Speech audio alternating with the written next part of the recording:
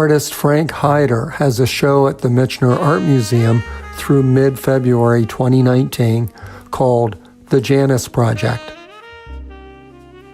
He gave a fascinating lecture about it, which you can watch in its entirety on my YouTube channel.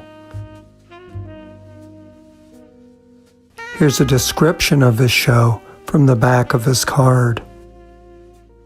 Inspired by the moai of Easter Island, the Olmec heads, and the ancient Roman god of new endeavors, Frank Hyder's Janis Project is a multimedia experience that has traveled the world, defying traditional modes of exhibition and encouraging dialogue about art in public spaces.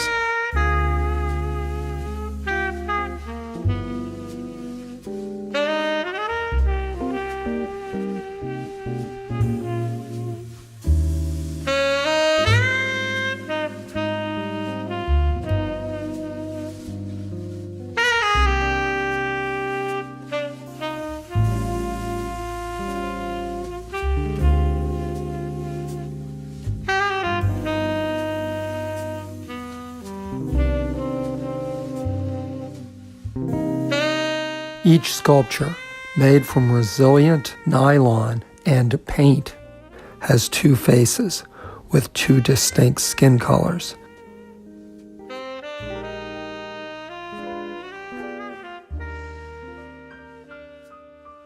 And a unique adornment of face paint.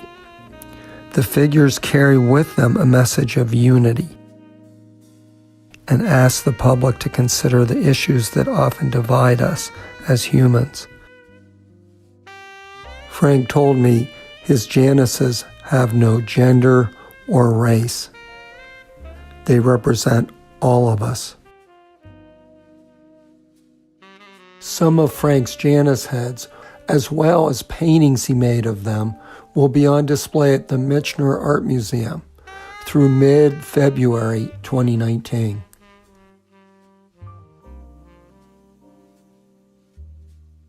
Though familiar with Frank's inflatables, I had never seen his watercolors of them before visiting the Michener. Not all of the paintings in this film are in the Michener show. In his lecture, Frank explained how they came to be. A year and a half ago, I was on my scooter in Miami, and I was hit by a car. At first, I didn't think I was injured. A few hours later, I suggested maybe get it checked at the hospital. They congratulated me for breaking both legs. They put me in a wheelchair for 9 weeks. I couldn't stand up. I learned a lot about being handicapped during that time and being frustrated by how things are not adjustable at times. The end result was I was trapped in a chair. And in the beginning, it was okay. 2 days after I broke my leg, my wife and I drove 750 miles and did a Janis installation. She did all the work and I did all the complaining. I said, you know, I can't go and do the setup, but I could pretend in paint that I'm doing it. I started innocently making watercolors, just playing with watercolor. Because I'm an artist, I could just make stuff up. So I started doing that.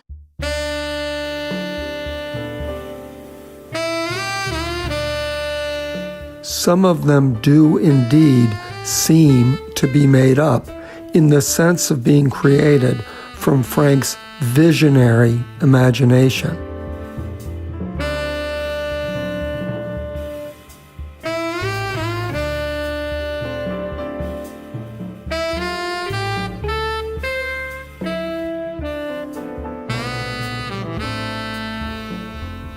But others have the feeling of very specific places and times of day.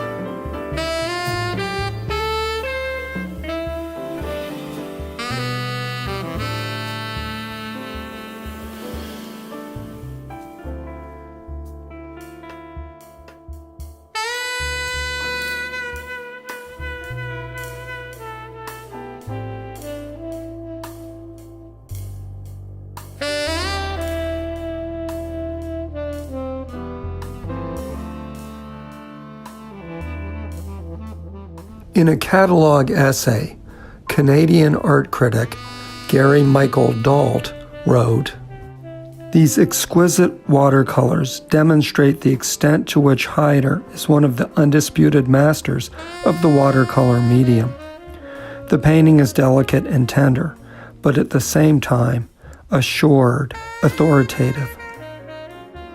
The paintings, a great many of which are almost sociologically selected views of the progress of the Janis figures in the public realm, offer a surprisingly offhand, almost documentary look at Janis' encounters with their viewers. Many of these paintings seem so apparently casual, it almost feels as if they were made as instantly, as spontaneously as a cell phone photo. Amusingly, a goodly number of the Janis watercolors actually depict Janis viewers enslaved by that shoot-from-the-hip photo gesture. Smartphones at the ready.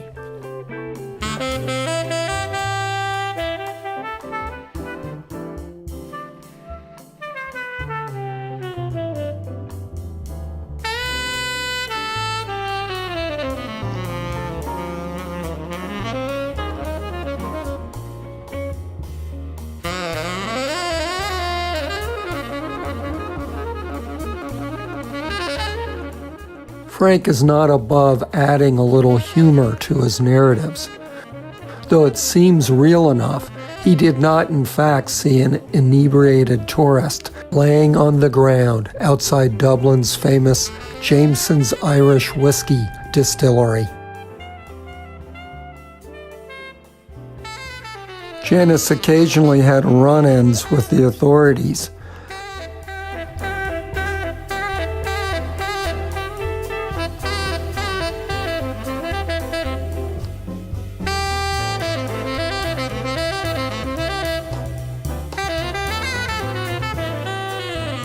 Here, Frank tries to defend his installation of Janis in Seville, Spain.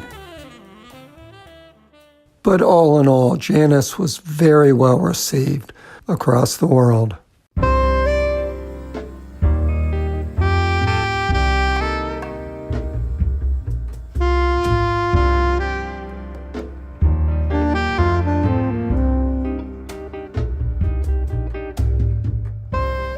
Gradually, Frank's paintings take on a more mystical quality.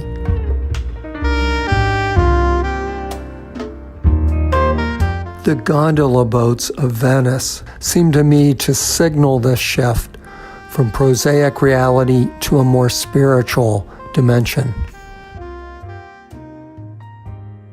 Laden with Janises, these gondolas go out to explore the world.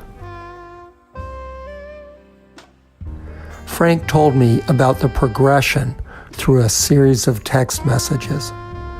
He said that the watercolors started as a way to work out problems with the inflatables, color schemes, and that sort of thing. He would print out a photo of an inflatable and paint right on top of it. After his legs were broken, he started making the documentary-style images, using cell phone photos to give them a believable sense of space. Then he started adding some humor and fantasy elements. The mythical ones came next and connected them to work he had done years earlier. Frank wrote, "I think they are the best ones." Art critic Gary Michael Dalt agrees. He wrote, "I suppose my favorites are the ones devoted to the depiction of a hallucinatingly riveting nocturnal voyage in which a supine Janis, glowing as golden as an arc, is rowed at night across a body of water in longboats manned by a gaggle of interchangeable roustabouts, whose task seems to be to deliver their precious mythic cargo intact and unharmed to whatever is their destination."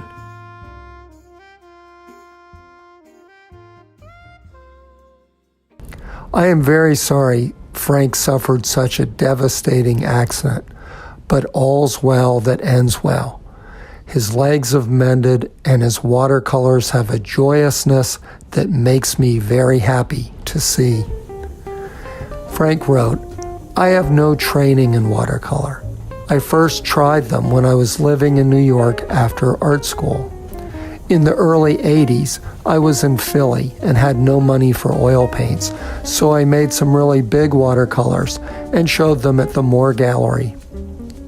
The artist Charles Leclerc must have seen my show and liked them because he included me in his book on the art of watercolor. I still feel that it is a medium I know very little about, but I love the translucency of the color. It's become a medium I think I can make nice things happen with."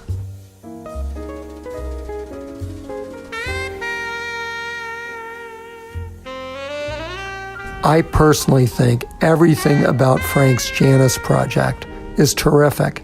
It brings a note of hope and optimism to the art world. The difference between seeing a glass half empty and a glass half full is what we're talking about here. So this is a goofy idea that I have, to make big childlike balloons into a monumental scale. My sincere hope that you see the quixotic journey for what I see, an opportunity to put something positive in the world.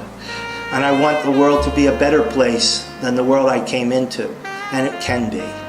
And I've seen that, and as more of the world that I see only energy and possibility.